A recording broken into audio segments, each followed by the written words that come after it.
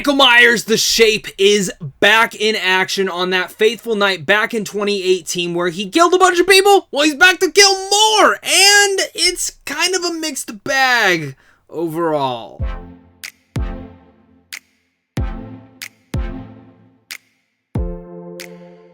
What's going on, buddy? Welcome back to a brand new movie review. Today we're going to be discussing Halloween Kills, which is out this week in theaters and on the premium Peacock app.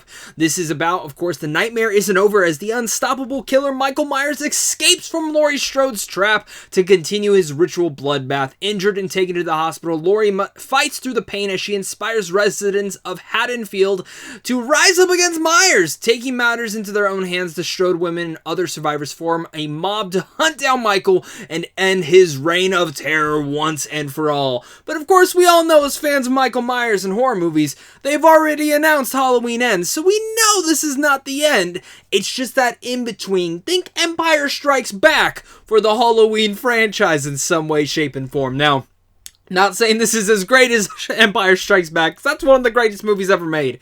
Halloween Kills is a fun time. I mean, it's nostalgic, fun slashing time that we'll discuss in that part. But in the end of the day, I still left pretty mixed on this movie. For anything that I loved, I hated something else. And for anything that I liked, I was mixed on another thing. This is a very overall unique movie that I'm really interested to hear your guys' thoughts on. So if you've already seen it, or in general, if you're excited to see it, let me know down below in the comment section. Let's talk about it down there and continue the conversation. As well, if you guys are new here and you love talking movies, this is the channel for you guys. So make sure to hit that like and subscribe button as well before you guys head on out. Halloween is one of the most iconic horror franchises of all time. I love the original Halloween. It's one of my favorite slasher movies of all time. And the 2018 version of Halloween, I adored. I ate that thing up. Even if I thought there was a little bit too much humor in there, I still had a blast with that. And it's one of the movies that I always make my roundabouts each and every year with my girlfriend and my family.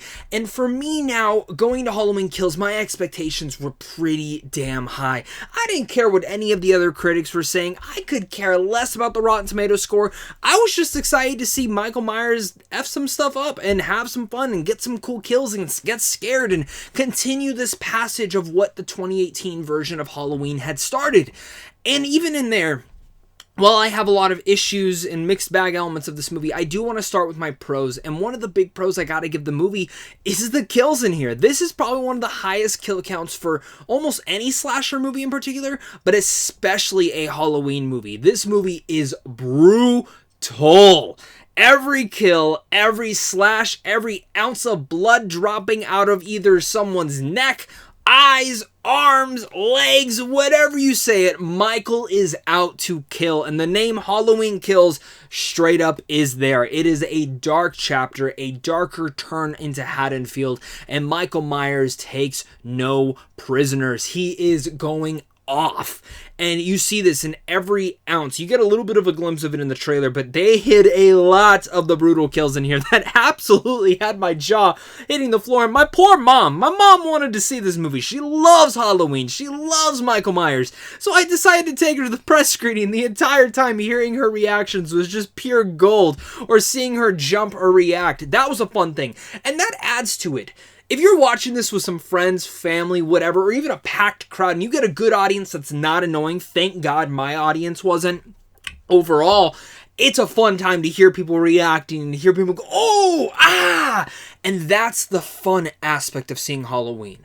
And that's why you go see this movie. That nostalgic flavor of seeing a slasher go off. It is fantastic. And I love seeing elements like this.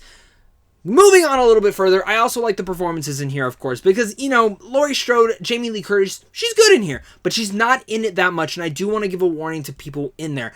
I didn't think she needed to be personally in this one. I like how they used her, but I definitely could have used a little bit more of her.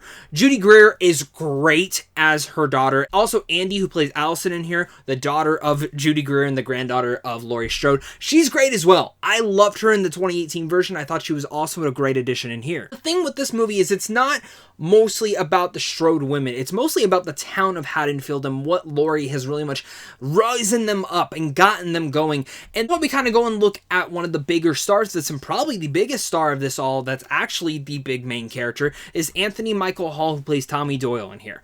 And for the most part, he is the leading man in here, which I actually kind of dug his performance in here. It's not the best in the world. It's not the best thing I've ever seen, but I don't come to horror movies for performances. But I like what they did with Tommy Doyle's character in general. And I like the concept of the mob idea, this town rising up to go up against Michael. It's great. And when executed great, it's awesome. But like I said, executed great. We'll get back to that in a second. I also want to give a shout out that I actually really overall dug elements of the story and in general what they were doing with Michael Myers throughout this. I think David Gordon Green really has a great eye for when it comes down to horror movies. We got that in the 2018 version of this, and when it continues in there, he knows how to shoot the action. He knows how to give good suspenseful jump scares, and surprisingly enough, I hate cheesy jump scares, but the ones in here were actually pretty effective and fun, which goes to the same element again. Halloween Kills is fun, but it is a mixed bag overall. That's kind of where we get to the mixed bag category, which is mostly cons for me at least, and some of you guys might not agree with me, and that's totally fine. That's why the comment section is there for us to have a great discussion and continuing that all. But I have quite a few issues with this movie, and even though I knew we were getting another Halloween movie after this, there was multiple ideas running through my brain of how they could do it in a very unique and stylistic way. Even after Halloween 2018, I came into this movie with a lot of theories before we had seen the trailer or even heard anything about the movie, and even though none of those theories came true, I was fine. I kind of liked this mob idea of the whole town rising up, even though I don't think it was executed greatly. But it was at times. And I guess that is the first thing I should pick apart with it. This mob mentality thing, I think the concept and the idea of it is genuinely smart. And again, when it's good, it's good. But there's a whole sequence that takes place in the hospital that's kind of like a riot going on. And I thought it was the dumbest thing in the entire world. It ran up way too much of the runtime.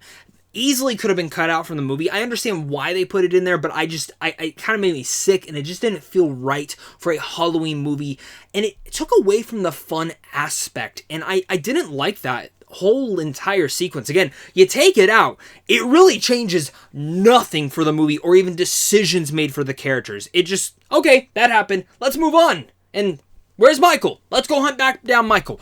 It did not make sense, and I'm really curious to hear if other people will like that sequence or if they won't. Because speaking about that, the other issue I have with this movie is this movie should have been 10 minutes shorter. I know it's only like an hour and 45, but I've always found myself that slasher movies find its best carrying in an hour and a half range, and again, 10 minutes could have easily been shaved off of this movie. And even moving on a little bit further from there, I did not like the ending of this movie. The last 5 minutes, like there was a segment in there I was like, yes, this is awesome. And then something happens and I'm like, stupid, dumb. And I know like horror movies always have those dumb elements or stupid moments where you're screaming at the screen, but I wanted to jump out of my seat and scream at some of the stupid decisions throughout this. And some were fun, but the ones towards the back half were absolutely ludicrous. And it lost me on that part, sadly. And even though I'm still weirdly excited to see what they'll do with the third movie to hopefully regain me back into the Halloween franchise, because I do want to see how it all ends, I didn't like the last final shot of this film. I didn't like it. I didn't like the choice they made. It just didn't feel right with me, and especially in the character moments and in general where the story was leading, which that's kind of where it gets down to my cons, and that was pretty much all of a rant, so I apologize for that, because it makes me sound like I hated this movie, and I really didn't.